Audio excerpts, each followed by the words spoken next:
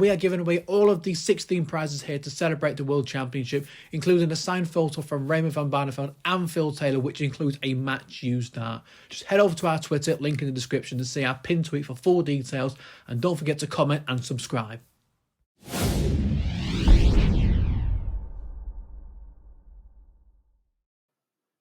Paulo Nebrida is back at the Ali Pali for a second time after sealing his qualification once again via his Asian Tour exploits. The 28-year-old lost his first round match to Danny Janssen last year on debut 3-2, and it was a credible display that he put in. Nebrida should, of course, know a lot more about what he's coming into this time as a result. And after losing the first two sets in that contest against the mullet and looking nervy, he started to settle and showed flashes of the talent he possesses. His opener this year comes against the mightily experienced Simon Whitlock, who has not had a vintage 2023 by any stretch, so will feel a different type of pressure. However, Whitlock does tend to produce his best starts solely on the big occasions these days. Nebrida will therefore need to be at an optimum level to secure a glamour second-round tie with the well-fancied Gary Anderson. Regardless of how he performs, he's one of 4 players taking part from the Philippines, and it's very encouraging to see the progress being made in the darts sphere by this emerging nation. 23-year-old Wes Newton might be the most controversial participant at the Worlds this year, suspended for match fixing in 2022 and served a 2.5-year ban as a result. Back on the straight and narrow now, and he's been very candid about the experience and mistakes made when he was a youngster on the modus darts scene.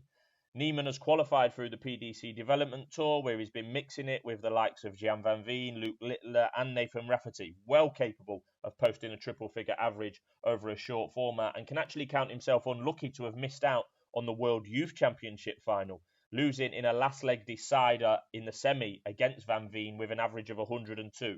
Good performance. Neiman faces the legend that is Steve Beaton in round 1, a game which Neiman is the 8-15 favourite to win. Daryl Gurney awaits in round 2, and Neiman at his best could definitely cause the Northern Irishman problems there. Bhav Patel did not expect to be at Alexandra Palace. The 33-year-old has played some Challenge Tour events this year, but many people will not have heard of him. And he's only qualified as the Indian qualifier because the original qualifier, Prakash Jua, has been suspended by the Darts Regulatory Authority, the DRA, for suspicious betting activity during a match he played at the Modus Super Series. So we await the outcome of that to see what would happen in the long term to Prakash Jua. But because of his suspension, he cannot play the PDC World Championship. So Bhav Patel comes in, and it's very difficult to predict how he's going to do. Like I said, he has played a few Challenge Tour events in 2023. He's not done a great deal on that tour, just looking at his averages. They're mainly in the 70s. There are a few of them in the 80s, so be interesting to see what he does. He is on a bit of a free roll. Did not expect to be here at the World Championship, so it is an opportunity for him. He is in that top quarter. He's got a very difficult tie against Willie O'Connor. He's a hugely experienced guy. He had a tough tie last year against Bo Greaves, and he came through that quite comfortably, playing some good darts. If he can pull off the big upset against William O'Connor, Bhav Patel will take on Chris Dobby. But it is a free roll. He can enjoy it, and maybe being able to relax and enjoy it, not expecting to be here, might make him play his best stuff.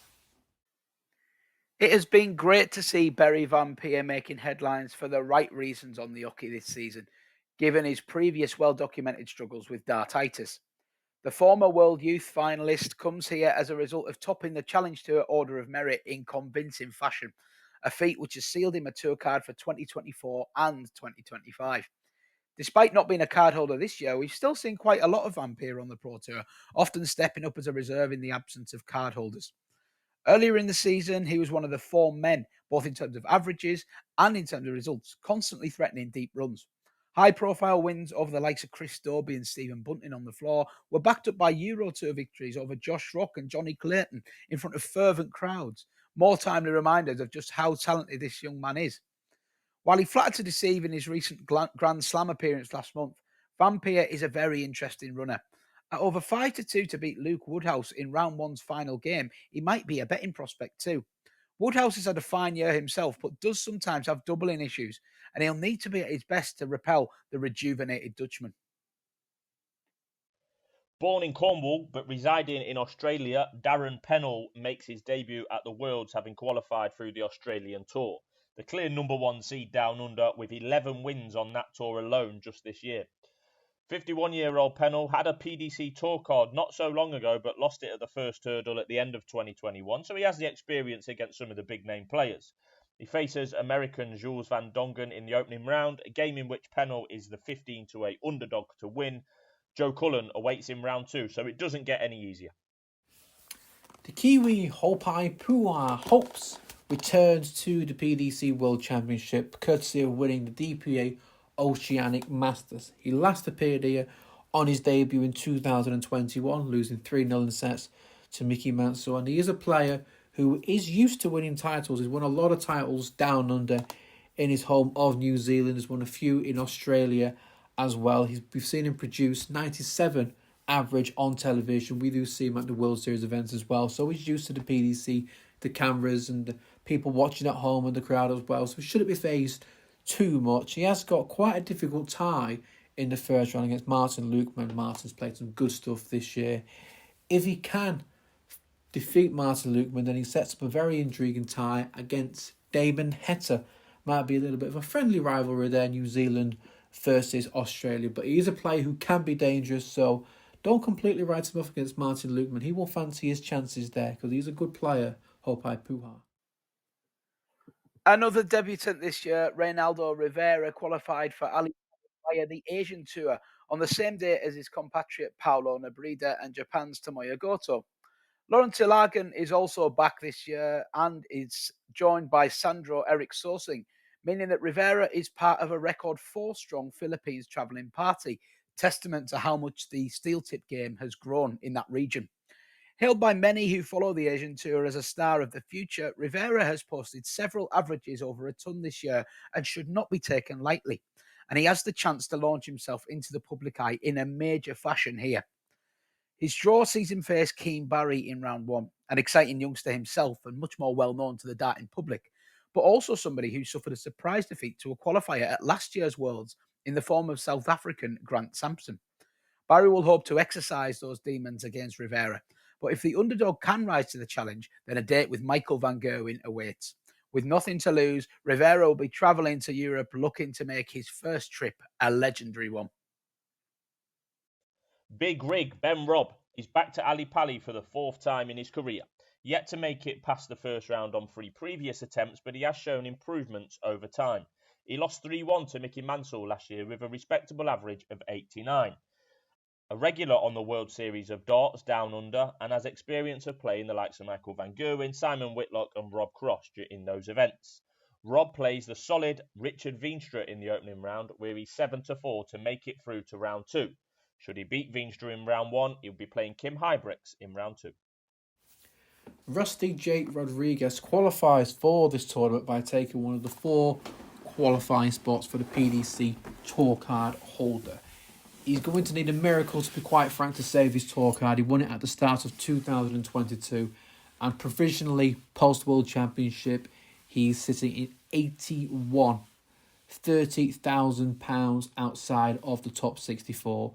He's not had a fantastic year. Over his 2 years on tour, he's virtually earned the same amount of money, £17,250 in 2022 and £17,000 this year. He's not qualified for any Euro Tour, so he might see this as a bit of a free roll. The pressure might be off because of it, and he might just be thinking about earning a bit of money for his bank account and then regroup, go to Q School in 2024 to earn his card back. But we've seen stranger things happen. Maybe he can go on a run. In his first round tie, he will face Scotsman Cameron Menzies, who, I mean, they're both good players on their day. We've seen what Rusty Jake can do, but it's just too infrequent. If he can overcome the Scotsman, though, then he will set up a clash against number 11 seed Dave Chisnell. Like I said, he's got a lot to do to save his tour card, so he might see this as a bit of a free roll, regrouping for next year. So maybe that might help relieve the pressure, and we could see an improved performance from what we've seen this year from Rusty Jake Rodriguez. Well, the lady they call the Queen of the Palace is back for another crack at the men. Fallon Sherk qualifying for her fourth PDC World Championship, and slightly less controversial than last year when some felt that she was shoehorned in for winning the Women's World Match Play PDC, altering the rules halfway through the season to the fury of many. However, Sherk has been much better on the Women's Series this year, finishing second behind Bo Greaves, but she had a really strong finish to the year. And she actually goes in as the top ranked woman because Greaves has opted to play in the WDF World Championship, which is ongoing as I speak. And she's a very hot favourite to win that tournament. But less about that and more about Sherk. She's had a quite decent year on the Women's Series and also on the other events that she's played in. She hit a 9-darter on the Challenge Tour, a 9-darter on the Modus Super Series. But she does have a point to prove here, I think, because the last 2 years, she's gone out in the group stage of the Grand Slam of Darts and the first round of the World Championship. So there is a little bit of question over whether the magic has eroded somewhat. Of course, her first World Championship appearance saw her beat Ted Everts and Mensur Suljovic before going down 4-2 to Chris Dobey. Meanwhile, on her Grand Slam of Darts debut, she actually reached the quarterfinals. So unfortunately, she's been unable to back those performances up in more recent times. Here she'll face Jermaine Watamina in round one. On the face of it, quite a nice draw for Sherk. Watamina has been somebody that buckles under pressure a little bit. His doubles can go missing. And, with the crowd involved as well, you would think that this is a possible winnable tie for her. However, Watamina has had a quietly decent year on the floor. And if he brings that level, Sherk's going to need to find her very best. Not to say she isn't capable. And it's always entertaining watching Sherk play. Sandro Eric Sosing makes his Ali Pali debut this year. He was a runner-up in the 2023 PDC Asian Championships, where only a last-leg decider stopped him winning what was a grueling contest. A more than decent standard with plenty of 180s and some ton-plus finishers in the final. Sosing plays Lee Evans in the opening round of the Worlds, where the bookies make him a 7-2 shot to progress. Although beyond that, it's a bit of a nightmare draw with the tournament favourite and world number 3, Luke Humphries, in round 2. American Alex Spellman qualifies for the PDC World Championship through the CDC Pro Tour. This is his debut at Alexandra Palace, and if you've not watched Alex Spellman on the CDC, then he is a very, very good player, arguably one of the best American players out there.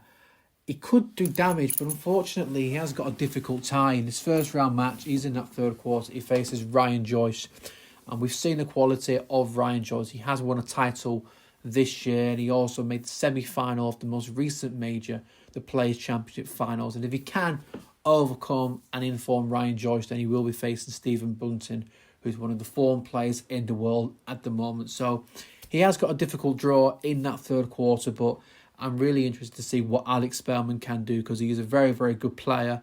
We've seen the quality that he can do on the CDC. He's averaged 107 over there.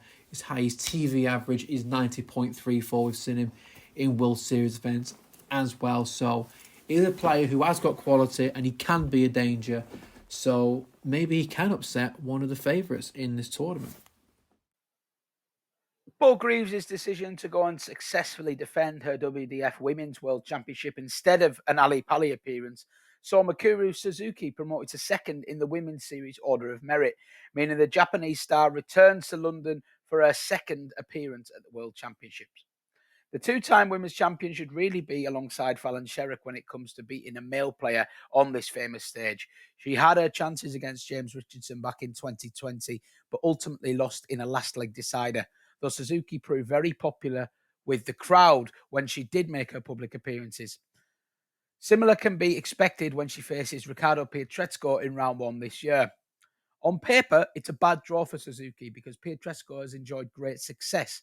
However, she's shown she can raise her game for the cameras, including when she had Gerwyn Price on the rack in the 2020 Grand Slam, missing 4 darts to beat the Iceman. If Pietrezco's attitude towards the crowd is anything like we saw at Wolverhampton last month, and she brings her best game, this will be a lot tighter contest than the odds are suggesting. Thibault Troup is the first Frenchman to qualify for the World Championships, and it's been a productive year for the 34-year-old.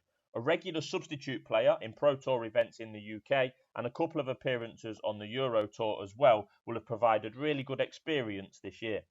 Troup booked his place at Ali Pali by beating the very talented Wesley plays her in the final of the Western Europe qualifier, which would have took some doing, and Tricol faces Mario van den Boogaard in round 1, where he's the 13-8 underdog to progress to round 2.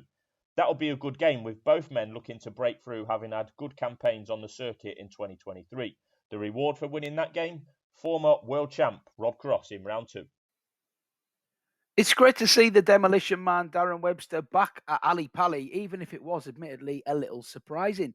The veteran exited 19 of his 26 Pro Tour events at the first hurdle this year, and is so far detached from the top 64 that he'd probably have to reach the semi-finals at Ali Pali to retain his tour card.